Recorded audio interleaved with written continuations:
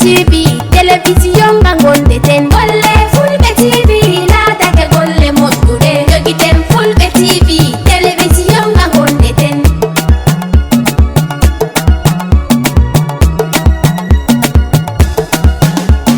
sayemin Fulbe TV wari kam am tawalde men Fulbe TV wari to men Fulbe TV tikkama ngam hanga hawta hoore men Fulbe TV wari to men Fulbe TV ɗandari konde wenna ɓerɗe men Fulbe TV wari to men golle Fulbe TV teddinoyi finatawa men golle Fulbe TV laatake golle moƴƴuɗe jogiten Fulbe TV télévision ga gonde ten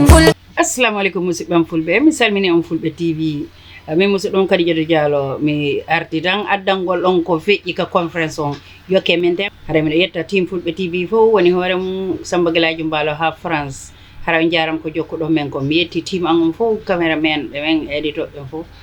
yokke men alhamdulillahi rabbil alamin alhamdulillahi rabbil alamin alhamdulillahi rabbil alamin amen mi salmini honorable Seedy mo gandiranta ko kanko woni hoorejo Tabital Pulaagu mi salmini committee makko o fof ɓe gandiranta ko ɓen o liggotta mi wawta ɓe ɗo fof kontude sabu time ala yimɓe ɓe tampi woɓɓe jawɓe ɓe ñalama so ko ma mi raɓɓinɗina haala am ka pour mbawen yaade sabu miɗa jawɓe ɓe addande en ɗo haare Habibu ɗo jiiɗa ɗo so ñamani ɓennacin tan o fuɗɗat sonkide mi salmina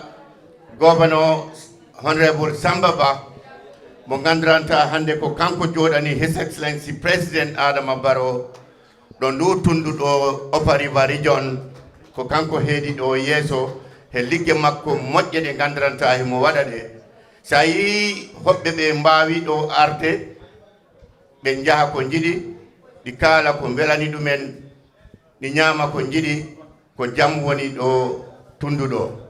ɗum noon hoɗum waɗi ombo waɗi ɗum yeesojo o en mbawta wiide ko goɗɗo waɗi ɗum tawon gaccen kanko yeesojo sabu kabir ɓe ngari kabir he sécurité o SIS the police department army o ɓe fof mo wi ɗumen wondema hoɓɓe tedduɓe ɗi ngari ɗo ɓe gandirantaɗi jimmori leyɗe goɗɗe kabir Nigeria Ghana Guinée Bissau Guinée Conakry Sénégal Mali Sierra Leone Nigeria Togo ɓe fof ɓe ngari ɗo ɓe jowi ɗo Upper River region ɗo wi ɗumen ɗum ɗon mbaɗe ligge mon mbaɗe mexo ɓe goni ɗo goɗɗum ta heɓani ɗumen ɓe ngari e jaam ɓe koota e jaam so ɗo emi haalde hay hunde mi jara honorable Samba Ba heɗen ligge mum moƴƴe ɗe gandiranta ɗi darani his excellency president Adama Barrow on na nodda ɗum hanki jemma o noddi ɗum 9 o'clock o lamdi ɗum hoɓɓe garɓe ɓe pour conference fina tawa o hoɓe jottima o salmodire muɗum ɓene jooɗi ɗum woni 9 o'clock o haalanimo waɗi ɗum brief wondema ɓe jottima ko jam tan wonɗo his excellency president Adama Barrow welti o wi o jaari hoɓɓe ɓe o jaari Tabital Pulaagu e ligge moƴƴe ɗe ɓe mbatta ɗe pour ɓe ndendina yimɓe ɓe ɓe mbaɗa yimɓe ɓe kongo hunde wotere ɓe naɓa leydi ndi wawa naɓede to yeeso joni noon musidɓe men Fulɓe goɗɗo haali ɗo kulle Tabital Pulaagu ala hay ɗula ala hay suudu mi sikki ɗum ko ligge enen fof ɓe gandiranta hande enen tawa e Tabital Pulaagu ɗum ko responsibility meɗen mino wawi siwtorde ñalande wotere ɓe garino to galle am tawanoɓe ɓe ɗiɗo hoorejo na ɗo keɓa demen Mamadou Lamin en Kadijatu Diallo Kadijatu Balde ɗeɓo Buba Balde o kañum e woɓɓe mi wawa ɓe fof kontinde ɓe garino to galle am ɓe kaali kulle ɗe caɗeje o ñande minne hoore am kessumi ɗo galle am ɗo gittumi guluje joyi mbimi jaahe coode haysiko leɗɗe jahon darno ɗumen yaade ɗo ndi ɗo dula ɗo gokka ɗen ɗo giya so wona ɗum fulɓe ɓe no kewiri ɗo ni place ji ɗi jogiɗen wona en gokkama dula en mbawani wadde fence en mbawani toon wadde hay hunde so darade ɗo hande ɗum haale ɗo woɓɓe puɗɗi wadde contribution 100,000 mi ɗamini ɗum ko ɗi way forward ɗi moƴƴi a bete koko naɓirta en yeeso sabu nanta si Pulaagu ngu yahi to yeeso tan enen fof en jahi to yeeso balɗe ɓawa mi haalno haala wota wiya wondema mi sumanni leydi ndi mi yiɗa ɗum ɗon haala wondema si pullo ɓurani goɗɗo ɗo leydi ɗo goɗɗo ɓurani pullo ko ɗon tan kaɗanmi e haala an kam mi sikku yimɓe ɓe fof gandi ɗon ko gonga so ala wona mi hultani Seedy wona wondema mino hulti saburanta hay président taw ko jalno o noddi kam woni kam ƴe Saihou an tan a dimbi leydi ndi ni ɗo jaaruɗa yo Saihou Mballow o wi kam kori a hulani mbimi ɗum mi hulani o wi hoɗum addi mbaɗɗa apologise mbimi komi waɗ apologise mi holla yimɓe ɓe neɗɗo si haali wona fof weltoto so ko ɓe beltaki ɓe mbimi mi yaafinima ɗumen ko ɗum mbanno so e kolta ɗum mi salmina hoɓɓe men ɓe gandiranta ɓe gari ɗo awal mo gandiranta awal gonga ko teriyamma bele ko nagira mi tawi ɗum to Abuja ko darini ɗo fulɓe ɓe a bete saburanta hay élection ɗi gandiranta candidate ɗi dari ɗi gandiranta ko leñol ngol kamɓe awal en ɓen dari hen jarani mi haala fi muɗum ɓen mbaɗa hen contribution a bete leyɗe kewɗe ɗon ɗon mino andi ɗum so si on immima nagire ariya ɗo mi wawata wallinde microphone mi salminani ɗum kolta ɗum kadi Mr Diallo en fona ɗo ɓe gandiranta ɓen fof mino andodire mumen ɓe ko mbakkiliɓe ɗi immi Liberia kewna ngol lawol tan o ari ɗo o ari ɗo mi sikki ko ɓuuri laabi 3 ha to 4 minen ndenda programme enen fof enen gandi journaliste men ɓe mbakkili hono journaliste Mariama Diallo Taranga FM mo gandiranta ko daraniɗo pour fulɓe ɓe nantodira ɗo Gambia ɗo kañe leyɗe goɗɗe enen tami kala TV fulɓe joni ɗum woni Samba Mballow en ɓenne no mbaɗa ligge moƴƴe ɓe gandiranta hande en garano télévision kono hande fulɓe ɓe no tami télévision ala dental pulaar keɓotongal ɗo Gambia ɗo joni ɓe tina ɗum ha para ɓe mbawa ɗum ɓe mbasa ɗum yaltinde so ɗum ko ɓamtade ɗum naɓi en jaari yeeso min koto am mbanoɗo koto am Allah yurme yaafo ɗum Boubacar Balde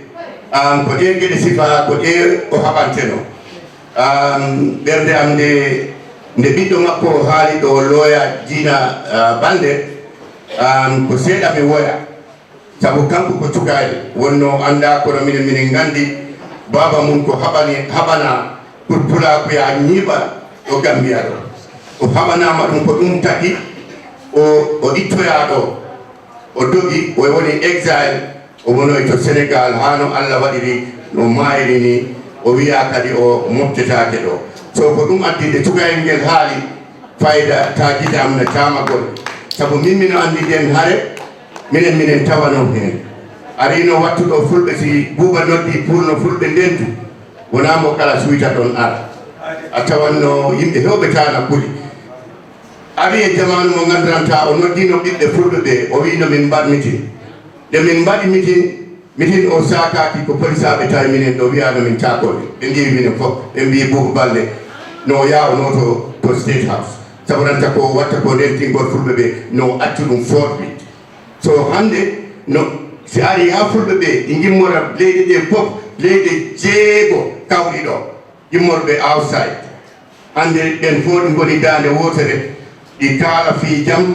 ɗum fof ko waɗi ɗum kadi enen keɓi président moƴƴo his excellency président Adama Barrow ko kanko okki en ngal ɓamtal ko kanko okki en pour naɓe leydi ndi to yeeso ko kanko okki en pour leɗɗi ɗi fof ndenta ɗi mbawa ɗo hejje si a leñol gongol tampinani goɗɗo leñol gongol tampintama leñol fulɓe noon tampinta goɗɗo leñol fulɓe yiɗata waɓɓade leñol gongol ɗum mino andi ɗon kadi so enen ko ɗum Allah waɗi noon keɓɗen président Adama Barrow so en jarat ɗum a bete fi ligge moƴƴe ɗe o watta ɗe e démocratie mo addi ɗo o han political party ko gandiranta jabɗi ɗo political party tawn ko waɗa registre yoni parti ɗi nogaye ɓe tati hande il faut ɗi gacca goto fof ko yiɗi ko ɗum leɓata goto fof yiɗi ko ɗum yaata fannani a yennani goɗɗo alappani goɗɗo sa waɗani goɗɗum a waɗetake goɗɗum ɗum koye laamu président Adama Barrow en yi o okkama certificate aduna o okki ɗum certificate wondema ko leydi ndi woni hande peaceful country hande fayda ala leydi ɓundi wonde peace and peaceful country ko ɓuri Gambia ɗum noon ko président Adama Barrow o okkama on certificate rowani o noddano Mauritanie o okka the peaceful president wondema ko kañ woni peaceful president o okka on kala international community okki ɗum on kala award on kala ɗum fof ko waɗi ɗum ko enen nanganima so en nanganano président Adama Barrow neɗɗo goto tan ko o wiyta ko wawta wadde golle ɗe ko ma o heɓa takkiɓe ɗon ɓe gandiranta ɓen toujours encore na nanganimo leftinanti ɗi gandiranta ko inde makko moƴƴere ɓe jahata ko ɗum ɓe dawata ko ɗum ɓe kirɗorta ɗum noon min jetti Allah teppol no mbaɗono hoorejo Seedy Deme mo gandiranta o fuɗɗino ɗo haala wondema ko min noddimo nde leydi ndi pari jiiɓodire mi wimo mawɗo Seedy Deme immo kaɓɓa tuuba ma mba haatiɗa nanga leñol ngol fof kaɓɓangol ngol wona nene goto baba goto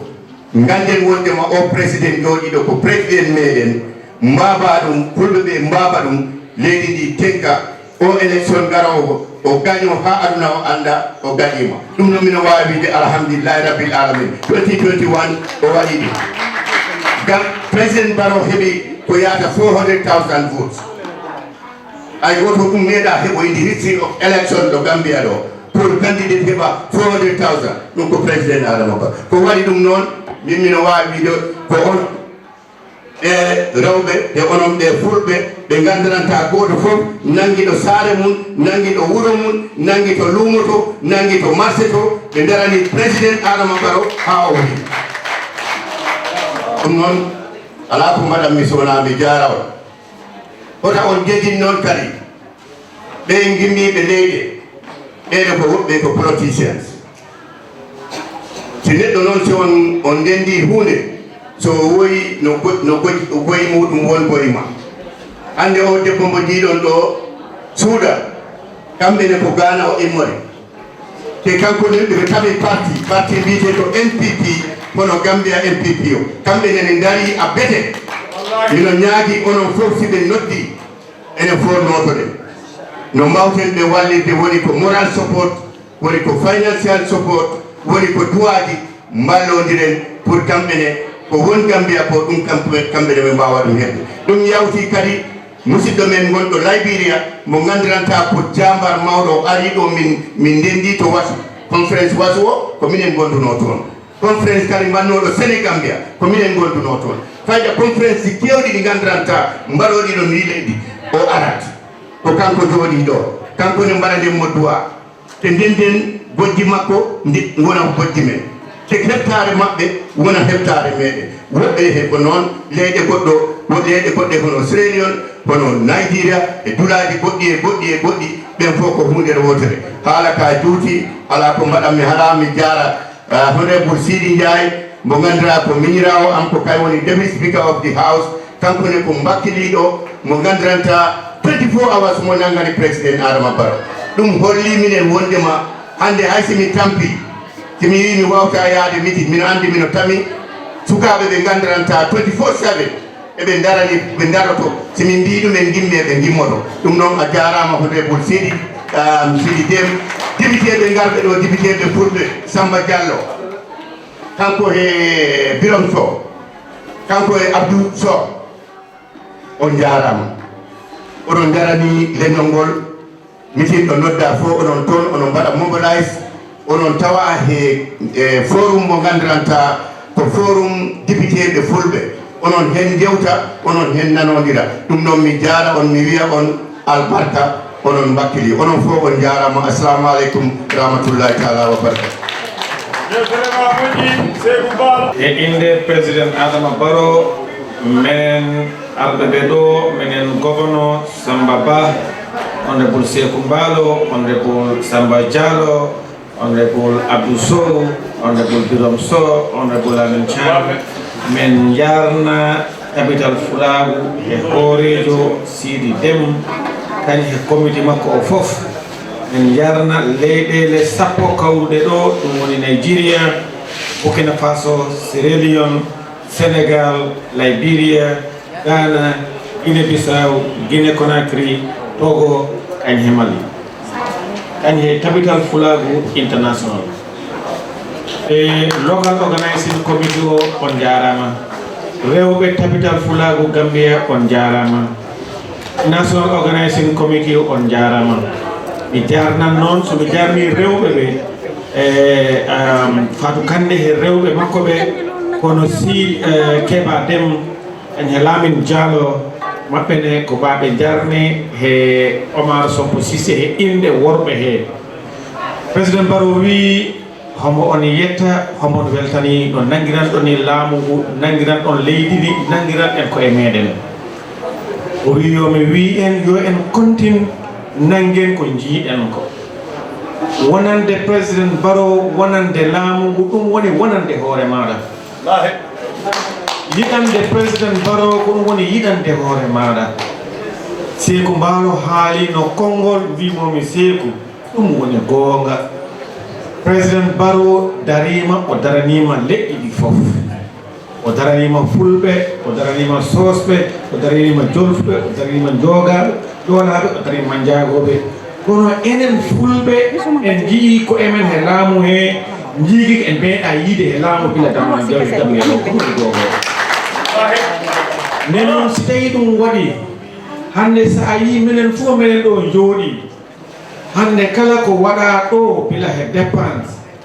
Président Adama Barrow kañ he debbo makko o Lady Sadio Mballow Barrow e maɓɓe mbaɗi ɗum ko ɗumen woni toon. Sa yi hande kala motoji ɗi cohluɗen fof gari ɗo en meeɗa ɗum hebde bila Gambia dari enen Fulɓe. Seeku Mballow haali no konngol mbimomi Seeku ɗum woni goonga. Président Barrow darima o daranima leƴƴi ɗi fof. O daranima Fulɓe, o daranima Sosɓe, o daranima Jolfuɓe, o daranima Jolaɓe, o daranima Manjagoɓe. Kono enen Fulɓe en jii ko emen he laamu he jiigi en meeɗa yiide he laamu bila dama jawe Gambia ɗo ko woni gongo. Nden noon si tawi ɗum waɗi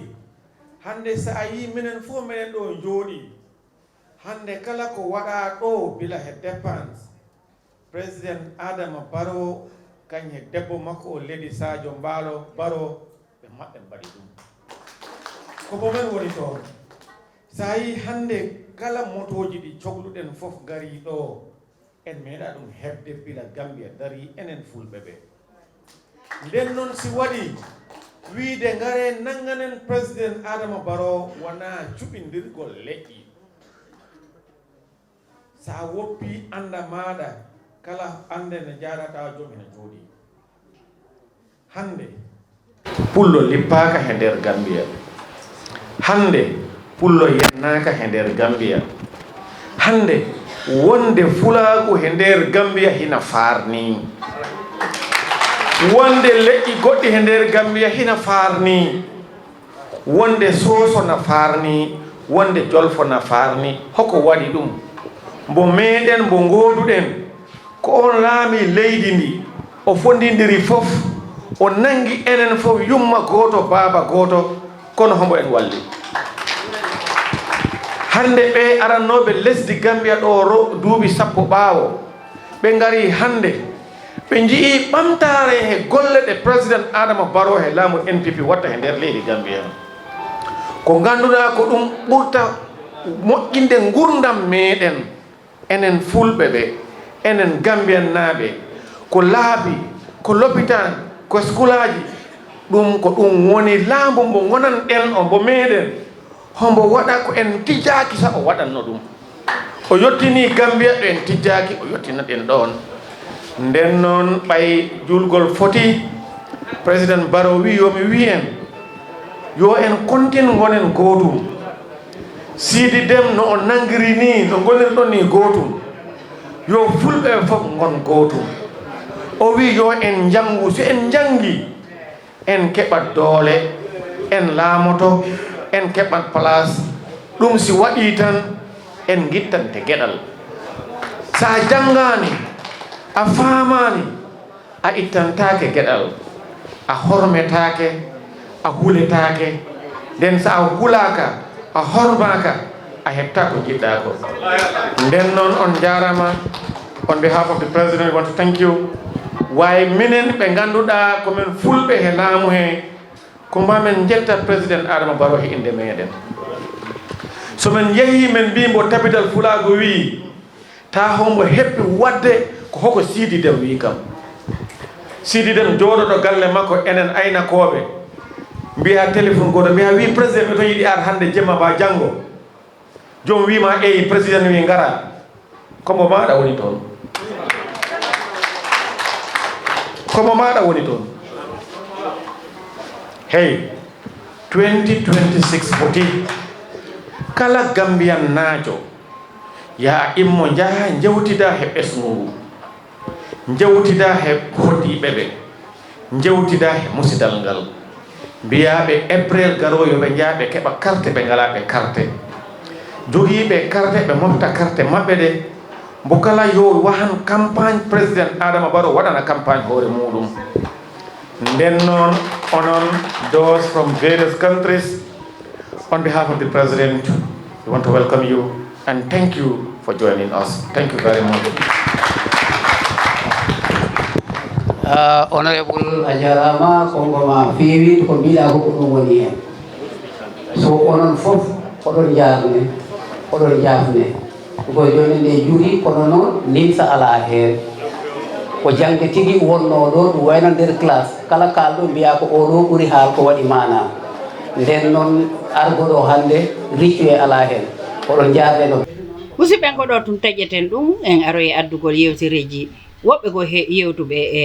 e on conference fina tawa 2026 Basse Mansajang ara en jaram ko jokkuɗon men ko miɗa yetta noon caméraman noon Abdoulaye Mballow DJ Yero mi yetta Mamadou Saliou Diallo e Mamadou Aliou Diallo yejjitani Samba Galaji Mballow manoɗa kanko tambiti télévision o ha won jooɗiɗo France ara en jaram ko jokkuɗon men kon jokke men ta e programme ji amen ɗi min addana e yesso kadi yewtereji feƴƴuɗi ga conference ton ɗum on jarama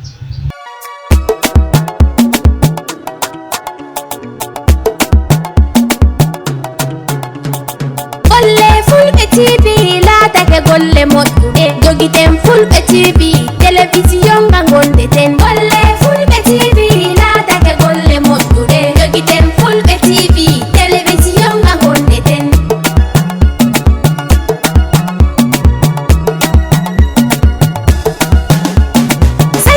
Fulbe TV wari kam am tawalde men Fulbe